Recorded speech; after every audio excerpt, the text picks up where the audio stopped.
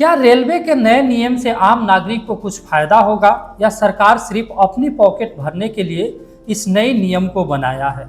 तो जैसा कि आप सब जानते हैं कि रेलवे ने 1 जुलाई से अपने नियम और कानून में पूरी तरह से बदलाव कर दिया है। अगर आप बिना टिकट ट्रेन में यात्रा करते हैं तो पहले जुर्माने के तौर पे 250 प्लस किराया लिया जाता था, लेकिन अब 500 प्लस किराया लिया जाएगा।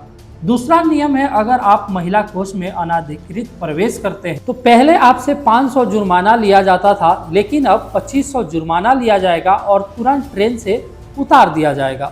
तीसरा नियम है, अगर आप ट्रेन या स्टेशन परिसर में धूम्रपान करते हैं तो पहले 200 का जुर्माना था, लेकिन अब 2000 का जुर्माना लगेगा।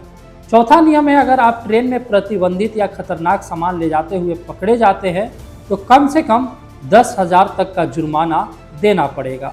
इसके बावजूद ट्रेन की छत, पैदान या इंजन पर सफर करते पकड़े जाने पर 2000 का जुर्माना, बिना अनुमति के फेरी लगाना या भीख मांगने के लिए 2000 तक का जुर्माना तथा गाली गलौज करते पकड़े जाने पर 1000 तक का जुर्माना लगेगा।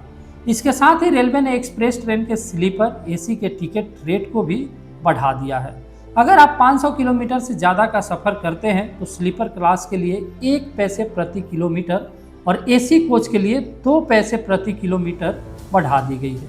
तो दोस्तों, ये तो बात हो गई रेलवे को अपना पॉकेट भरने के लिए। अब आम नागरिक के सवालों को देखा जाए तो पहला सवाल ये उठता है कि अगर कोई ट्रेन अपने निर्धारित समय से लेट होती है तो क्या यात्रियों को कोई सुविधा या रिफंड दी जाएगी?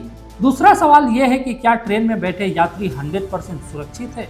अगर बाय द वे किसी वजह से किसी यात्री को कुछ हो जाता है तो उसे मुआवजे के तौर पे क्या दिया जाएगा? तीसरा सवाल ये है कि क्या ट्रेन में यात्रियों को कैंटीन द्वारा दी जाने वाली स्नैक्स और खाना की क्वालिटी अच्छी होगी?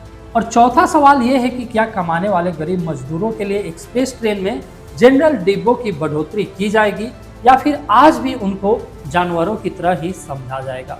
दोस्तों, आपका इस नियम को लेकर के क्या ओपिनियन है, कमेंट बॉक्स में जरूर बताइए और वीडियो को ज़्यादा से ज़्यादा शेयर कीजिए ताकि ये जानकारी और भी लोगों तक पहुंच सके।